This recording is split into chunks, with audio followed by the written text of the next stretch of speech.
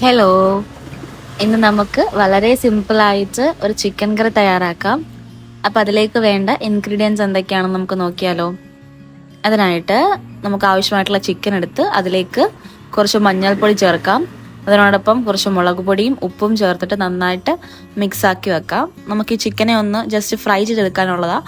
അപ്പോൾ അതിന് വേണ്ടിയിട്ട് ആവശ്യമായിട്ടുള്ള പൊടികളൊക്കെ ചേർത്തിട്ട് കുറച്ച് നേരം നമുക്ക് റെസ്റ്റ് ചെയ്യാൻ വേണ്ടിയിട്ട് മാറ്റി വയ്ക്കാം. ചിക്കൻ ഫ്രൈ ചെയ്യാനായിട്ട് ഒരു പാനിലേക്ക് കുറച്ച് കോക്കനട്ട് ഓയിൽ ആഡ് ചെയ്ത് അതിലേക്ക് നമ്മൾ നേരത്തെ മാരിനേറ്റ് ചെയ്ത് വെച്ച ചിക്കൻ ഓരോരോ പീസായിട്ട് ആഡ് ചെയ്ത് കൊടുക്കാം.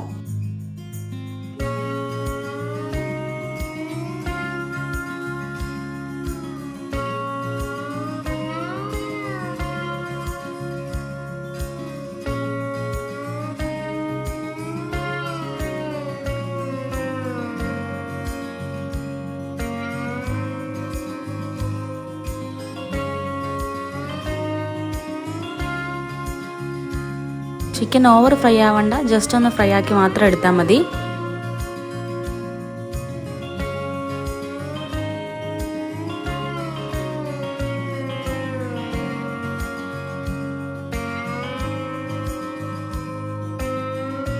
ചിക്കനൊക്കെ ചെറുതായിട്ടൊന്ന് ഫ്രൈ ആയി കഴിഞ്ഞാൽ നമുക്ക് അത് കോരി മാറ്റാം.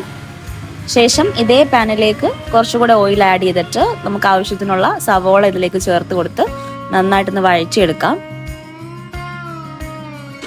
ശേഷം ഇതിലേക്ക് കുറച്ച് ഇഞ്ചി വെളുത്തുള്ളി ചേർത്ത് കൊടുക്കാം. ഇഞ്ചി വെളുത്തുള്ളി കൂടി ചേർത്തിട്ട് നന്നായിട്ടൊന്ന് വഴറ്റിയെടുക്കാം.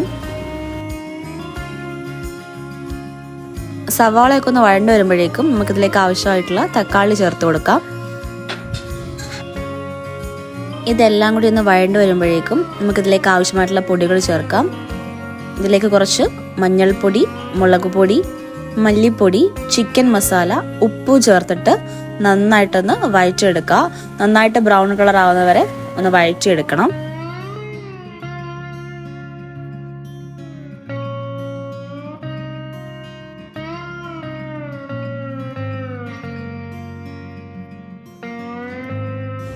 സവാളയൊക്കെ അത്യാവശ്യം കുക്കായി കഴിഞ്ഞാൽ നമുക്കിതിലേക്ക് നേരത്തെ ഫ്രൈ ആക്കി വെച്ച ചിക്കൻ ചേർത്ത് കൊടുക്കാം. ചിക്കനും കൂടെ ചേർത്ത് നന്നായിട്ട് മിക്സ് ചെയ്ത് ആവശ്യത്തിന് വെള്ളം കൂടെ ചേർത്തിട്ട് നമുക്ക് കുറച്ച് നേരം അടച്ചു വെച്ച് കുക്ക് ചെയ്യാം.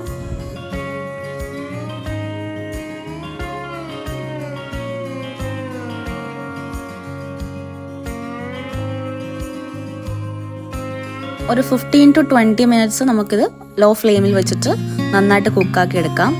ലാസ്റ്റ് ഇതിലേക്ക് നമുക്ക് കുറച്ച് കുരുമുളക് പൊടിയും ഗരം മസാലയും കൂടെ ചേർത്തിട്ട് ഫൈനലി ഒന്ന് മിക്സ് ആക്കി എടുക്കാം. വളരെ ഈസി ആയിട്ട് കുറഞ്ഞ ഇൻഗ്രീഡിയൻസ് യൂസ് ചെയ്തിട്ടുള്ള നമ്മുടെ ചിക്കൻ കറി ഇവിടെ റെഡി ആയി കഴിഞ്ഞു. So do try it out.